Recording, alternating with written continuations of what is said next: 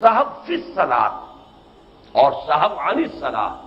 ان دونوں میں زمین و آسمان کا فرق ہے۔ نماز میں صحب تو ہم سے بھی ہو جاتا، کہیں 2 رکعت کے بعد جو ہے آپ قعدے کے لیے نہیں بیٹھے اور کھڑے ہو گئے، ہو گیا صحب، حالانکہ بیٹھنا چاہیے تھا تحیات کے لیے۔ اور اس قسم کا صحب خود حضور صلی اللہ علیہ وسلم کو بھی لاحق ہوا ہے۔ اگرچہ امام راضی نے ایک بات لکھی ہے کہ حضور صلی اللہ علیہ وسلم کے بارے میں ہماری رائے یہ ہے کہ آپ کو وہ سہو حقیقی نہیں تھا، بلکہ یہ بھی اللہ تعالیٰ نے خاص طور پر کروایا تاکہ امت کو معلوم ہو سکے کہ صحب ہو تو اس کا ازالہ کیسے ہو سکتا ہے۔ اس کی کیونکہ تشریعی حیثیت ہے محمد الرسول اللہ صلی اللہ علیہ وسلم کی، تو اگر آپ کو صحب کبھی ہوتا ہی نہ تو امت کو کیسے معلوم ہوتا کہ اگر نماز میں صحب ہو گیا تو کیا کروں؟ آیا نماز توڑ دوں پھر اثر نو شروع کروں، یا اس میں کوئی ہمارے لیے کوئی ازالہ ہے، کوئی صورت ہے کہ جس سے کہ اس کی جو ہے وہ کمی اور تلافی کی جا سکے؟ تو صحب فی الصلاۃ وہ ہے، لیکن صحب عن الصلاۃ تو بالکل اس کے مقصد سے غافل، اس کا نظام انہوں نے غطربود کر دیا، اس کی اصل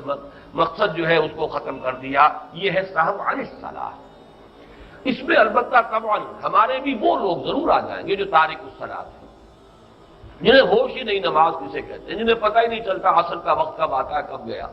مغرب کا وقت کب ہوا کب ختم ہوا، فجر کا وقت کب ہوا، دن کا پورا جو نظام الاوقات ہے اس میں نماز کا کوئی مقام سرے سے ہے ہی نہیں، تو وہ تو عن الصلاۃ وہ غافل ہے، وہ تو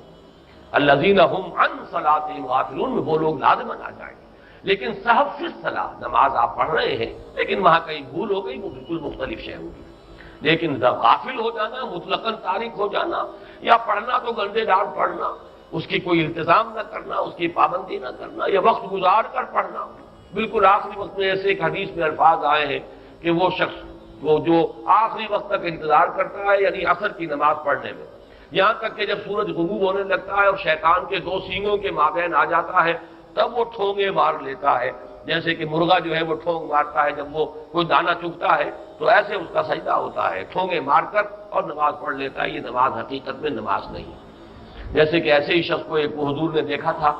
تو دیکھا اس نے جس طریقے سے سجدہ نہیں صحیح کیا، تعدیل ارکان نہیں تھی، تو آپ نے فرمایا صلی فإنک لم تصلی، جاؤ نماز پڑھو، تم نے نماز نہیں پڑھی۔ اس غریب کو پتہ نہیں تھا، ایسی نماز کہیں سیکھی ہوگی، کوئی بدوی اعرابی ہوگا، وہ پھر آیا، اس نے پھر ویسی نماز پڑھ دی، حضور نے پھر دیکھا، پھر فرمایا صلی فإنک لم تصلی، یہ نماز نہیں پڑھی تم نے، جاؤ نماز پڑھو۔ تیسری مرتبہ پھر یہی ہوا، پھر اس نے آخر ہاتھ جوڑ دیے کہ حضور مجھے بتائیں کیسے نماز پڑھوں، تب آپ نے وضاحت کی کہ یہ ہے ہر رکن کو صحیح سے ادا کرو، سکون کے ساتھ، وقار کے ساتھ سجدے میں جاؤ، تو جب تک تمہاری کمر سیدھی نہ ہو جائے یا پرسکون نہ ہو جاؤ، اٹھنا نہیں ہے، بیٹھنا ہے تو پھر کمر سیدھی ہو جائے، بالکل سکون کی کیفیت آ جائے، پھر جو ہے دوسرا سجدہ ہوگا۔ اسی طرح رکوع کا معاملہ ہے، رکوع سے اٹھنے کا معاملہ ہے۔